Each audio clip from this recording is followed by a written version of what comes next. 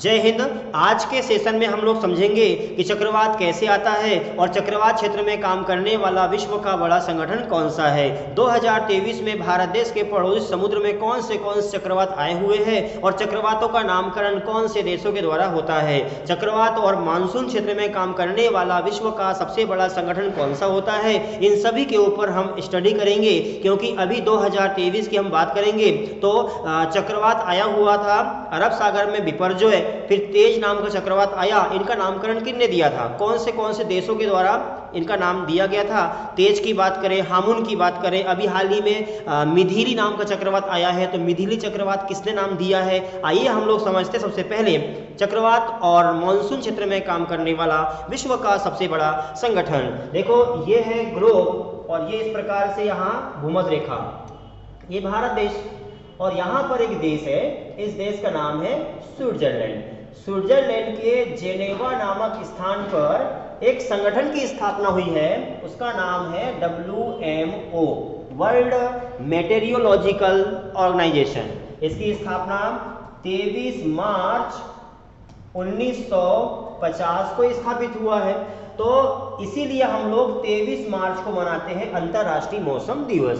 तो WMO ने स्पष्ट किया था सन 2000 में, क्या स्पष्ट किया था इनने, WMO ने स्पष्ट ये किया था कि भारत देश के पड़ोसी समुद्र कौन से, चाहे बंगाल की खाड़ी है, अरब सागर है और हिंद महासागर है, इनमें आने वाले चक्रवातों का नामकरण 13 देशों के द्वारा किया जाएगा। वो 13 देश कौन से हैं, और वो भी जो 13 देश होंगे उन्होंने क्या हुआ था सन 2000 में ही 13 नाम दे दिए थे अपने अपने अकॉर्डिंग। तो भारत ने 13 नाम, म्यांमार ने 13 नाम, श्रीलंका ने 13 नाम, ऐसे 13 नाम दिए थे। और सिस्टोमेटिक जो अल्फाबेटिकल होगा, जैसे कौन सा देश, मान लो म्यांमार, इसने नाम दिया था कोई ए नाम दिया था तो चक्रवात ए आ गया। फिर एम के बाद एन ने दिया था, कौन सा दिया, पता चला कि एस दे दिया तो एस नाम का चक्रवात आया।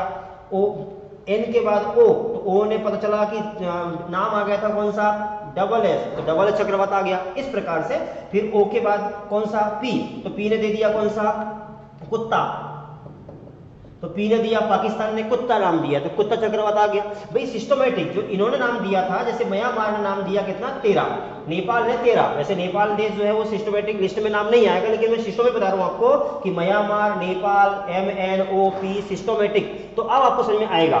सुनो, 13 देश कौन से हैं जो देशों के माध्यम से चक्रवात का नामकरण किया जाता है। पहले समझना, ये भारत, म्यांमार, बांग्लादेश, थाईलैंड और इंडिया, 4 तो ये हो गए। कौन से, भारत, म्यांमार, बांग्लादेश और थाईलैंड, 4। उसके बाद ये पाकिस्तान, श्रीलंका और इधर में है मालदीव, कितने हो गए, 7। India, Bangladesh, Myanmar, Thailand, Pakistan, Sri Lanka, Maldives, ये हो गए 7। उसके बाद हम बात करेंगे, ये भारत हो गया, तो यहाँ पर है ओमान, यहाँ ओमान, यमन और यहाँ पर है कतर, ओमान, यमन, कतर, यहाँ आएगा UAE, सऊदी अरब, UAE और ईरान। ऐसे 13 देश है। कौन से हो गए, फिर से एक बार देखेंगे आप, भारत, म्यांमार, बांग्लादेश, थाईलैंड और भारत, ये 4 हो गए।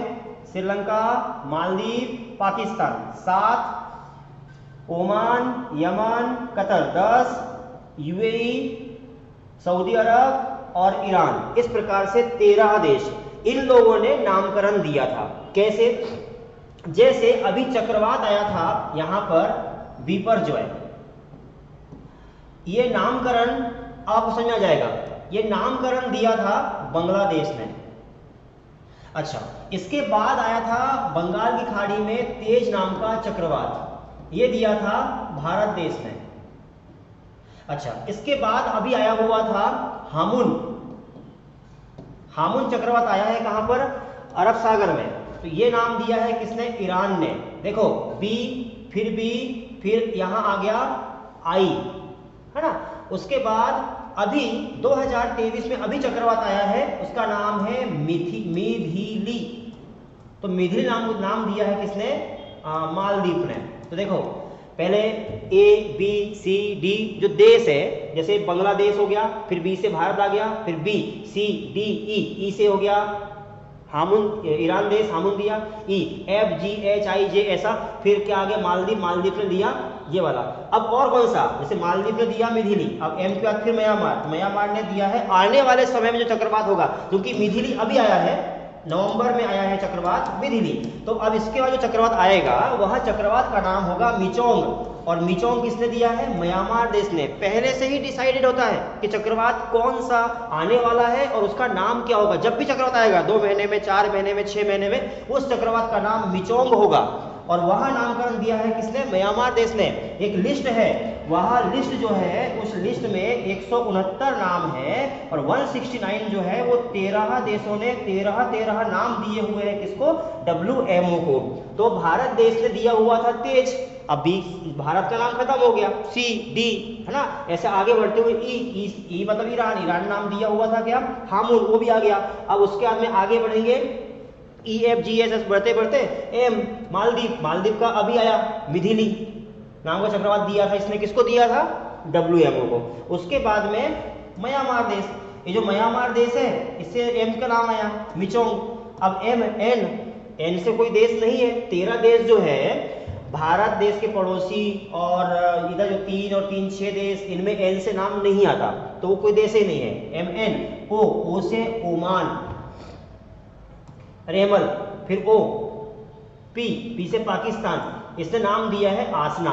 मतलब ये स्पष्ट हुआ कि अभी जो चक्रवात आया है मिथिली, ये बंगाली खाड़ी में आया और मालदीव देश ने नाम दिया हुआ था, आने वाले समय में मिचोंग नाम का चक्रवात आएगा, चाहे वो बंगाली खाड़ी में आए, अरब सागर में आए, हिंद महासागर में, जहां भी आए आएगा, उसका नाम रहेगा मिचोंग। फिर उसके बाद जो चक्रवात आएगा डिसाइडेड है, रेमल नाम का चक्रवात आएगा, और उसके बाद जो आएगा वो पाकिस्तानी नाम देके रखा है आसना, आसना नाम का चक्रवात आ जाएगा। तो ये है संगठन WMO, जिसकी स्थापना 1950 में हुई है और इसने सन 2000 से नाम डिसाइड करना शुरू किया था। 2000 में ही भारत देश ने भी 13 नाम दे दिए थे पहले ही, कि जब भारत का नंबर आएगा तो ये उठा के दे देना। जैसे देखो, मान लो भारत देश ने नाम दिया हुआ था A B C D और म्यांमार देश ने नाम दिया था EFG, तो M का नाम आ गया। अब घूम फिर के जब भारत का नाम आएगा तो ये नाम उठ जाएगा, फिर दूसरे का आएगा, जब भारत का फिर नाम आएगा तो फिर B आ जाएगा, फिर और अगला नाम आएगा, फिर भारत का नाम फिर से आएगा तो C आएगा। इस प्रकार सिस्टोमेटिक अल्फाबेटिकल नाम के आधार पर चक्रवात आता है। तो अभी कौन से चक्रवात 2023 में आए, 2023 में चक्रवात आया इस क्षेत्र में। अभी आया पहले विपर जो है, बंगाली खाड़ी में आया तेज, फिर अरब सागर में आया हामुन, और फिर बंगाली खाड़ी में आया है अभी मिथिली, जो नाम दिया मालदीव ने। इन फ्यूचर मिचोंग, फिर आएगा रेमल और फिर आएगा आसना।